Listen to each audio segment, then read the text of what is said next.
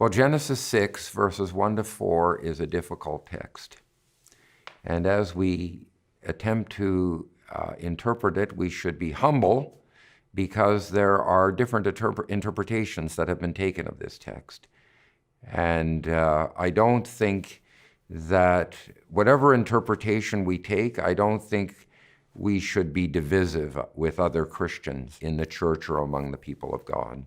There are three. Genesis 6 says that the sons of God saw the daughters of men, and they chose the daughters of men for themselves as wives, and they married them. So the question is, who are the sons of God that are marrying the daughters of men? Well, there are three different interpretations. One is that the sons of God is a reference to the godly line of Seth. Cain killed Abel, so after Abel died, Adam and Eve had relations, and Seth was born, and Seth carried on the godly faith of Abel. So one idea is that the sons of God are the descendants of Seth marrying the daughters of men, the ungodly line of Cain. Second interpretation is that the sons of God refers to angels, angelic beings, intermarrying with humans. The third idea is that the sons of God are heroes from the mythical past, tyrant kings. We have stories from the ancient Near East, for example. We have stories of a person by the name of Gilgamesh, and he was part god and part human and accomplished many mighty feats. So how do we find the right interpretation? The exact expression, sons of God, only occurs 4 or 5 times in the Hebrew Bible. We have one occurrence here in Genesis 6. We have 2 occurrences in the introduction to the book of Job. In the introduction to the book of Job, we see God gathering in his heavenly court, his heavenly assembly with the angels.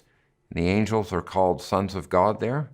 There's another occurrence in the book of Job, Job chapter 38, where God is challenging Job, and he says, where were you when I created the world? When he created the world, the sons of God sang for joy.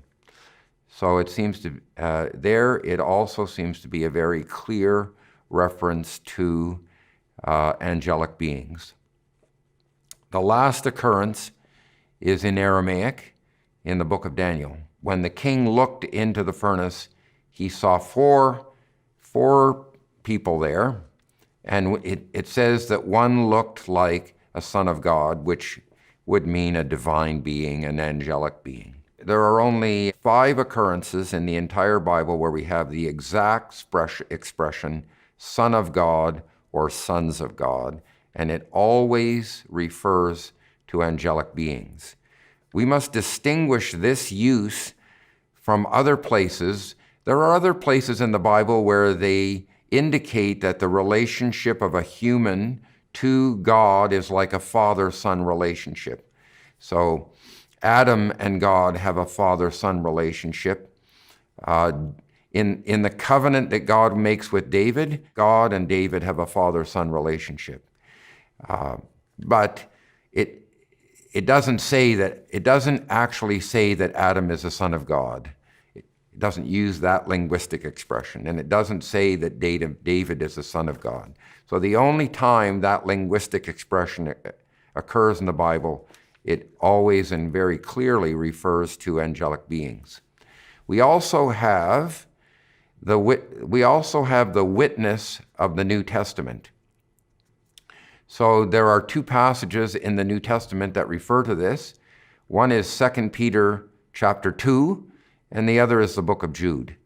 And both of these texts are very closely related to each other. In 2 Peter chapter 2, Peter is talking about how difficult days are coming for the Christians, and there will be people who deny the faith, who deny the truth about Jesus Christ, the truth about his work, who deny the gospel. There will be false teachers, and they will bring corruption into the church and destruction into the church. What Peter does is he appeals to the Old Testament, and he says, well, if God could deliver his faithful people in difficult times in the Old Testament, then he will be able to do it in the New Testament as well. Peter refers to two examples in the Old Testament. One is the story of of Genesis 6 and Noah, and the other is the story of Lot being rescued from the destruction of Sodom and Gomorrah.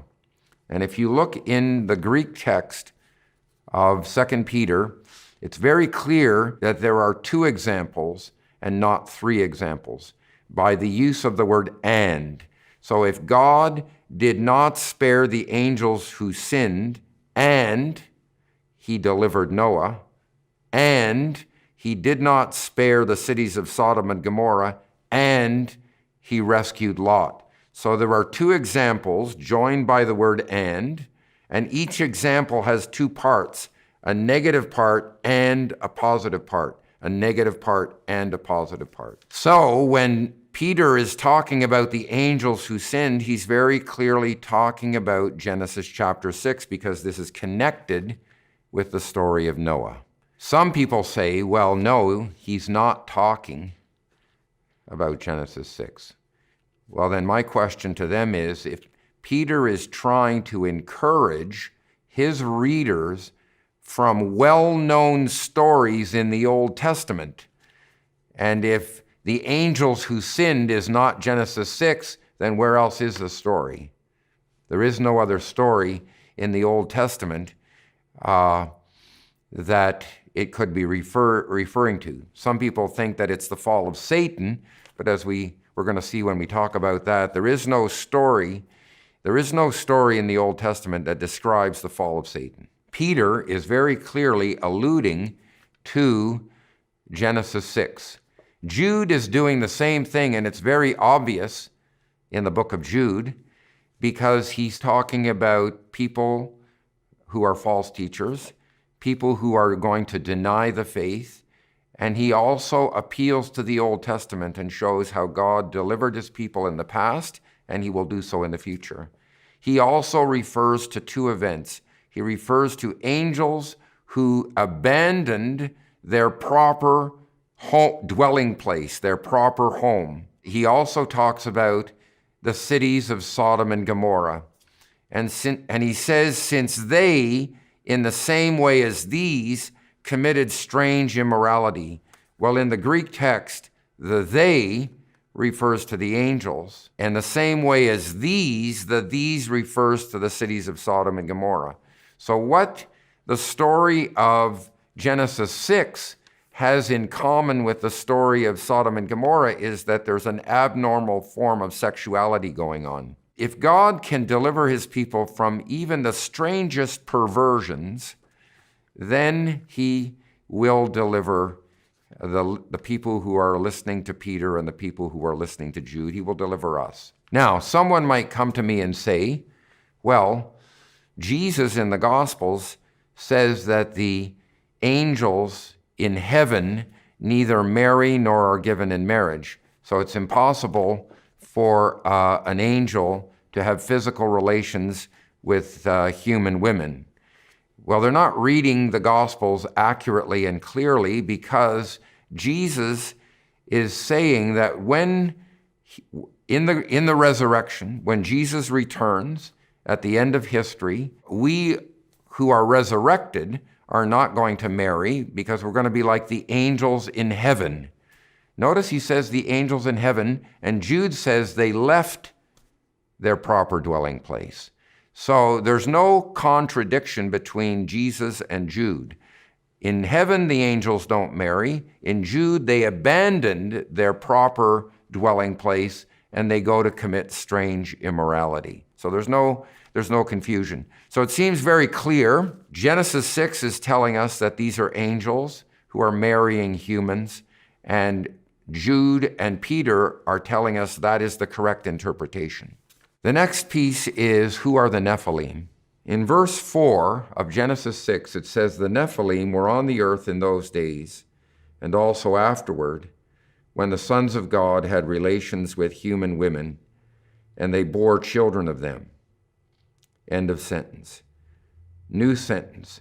They were the heroes who were from the ancient past men of renown. There's two major sentences there.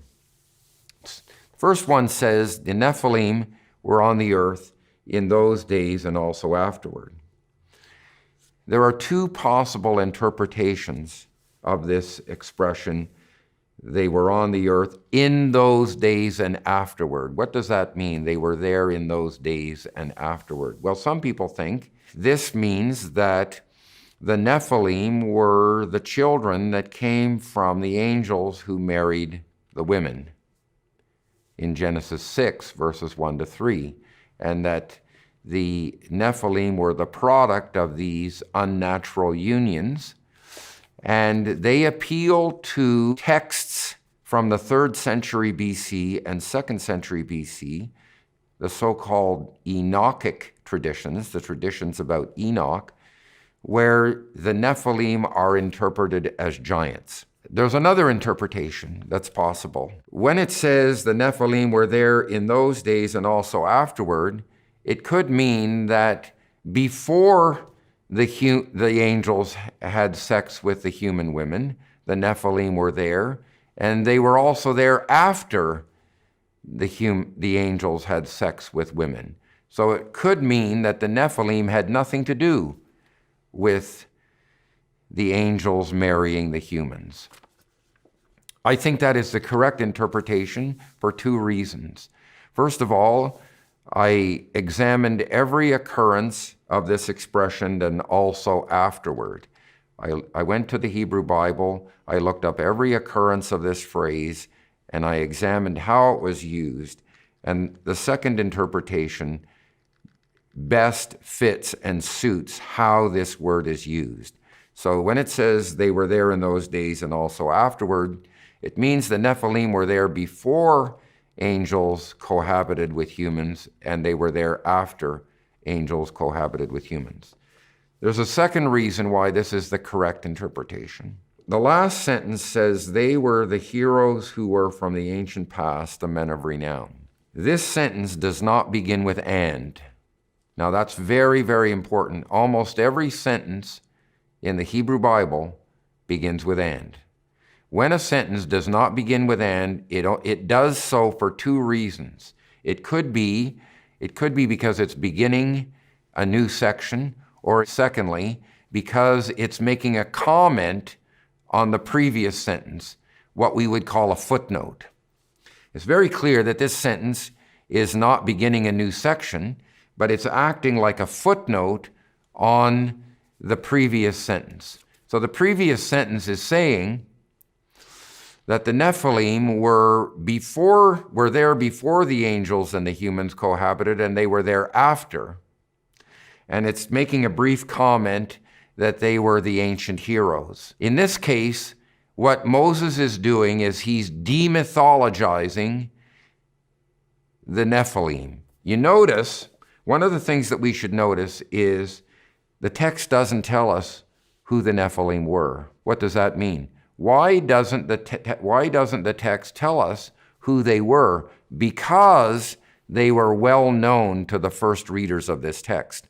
The first readers of this text knew who the Nephilim were and didn't need that explained to them. And all Moses is saying is, look, whoever you think these heroes are, like Gilgamesh, these ancient heroes, these men of renown, you've read about them in the ancient mythologies. Whoever they were, they're not part of this story. They don't come from the cohabitation of angels and humans. And I think that's the correct interpretation. But the problem is, this has been a difficult text to interpret. And it has not always been interpreted correctly down through the centuries. And in the 3rd century BC and the 2nd century BC, they came to an incorrect interpretation. They thought that the Nephilim were giants who were produced by angels cohabiting with humans.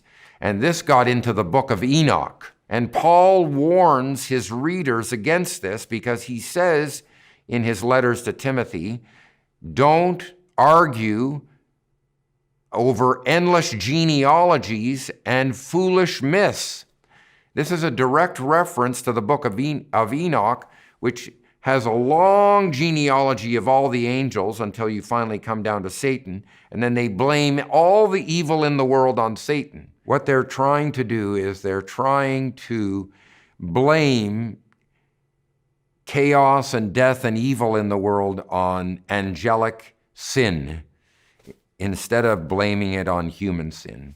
And the Bible clearly puts the blame on humans. Genesis 3 shows how sin came into the world. We live in a world that is troubled by chaos, by death, by evil, by sin, by selfishness, by all kinds of corruption. That came about because God made a covenant with the first humans, and they broke that covenant. They were fickle, they were disloyal, they were unfaithful, they cheated on God in the relationship, and they rebelled against him. And so when Jude quotes and refers to this material, he's showing that the sin is in the world because of human rebellion, not because of angelic sin. Thanks for watching Honest Answers. Don't forget to subscribe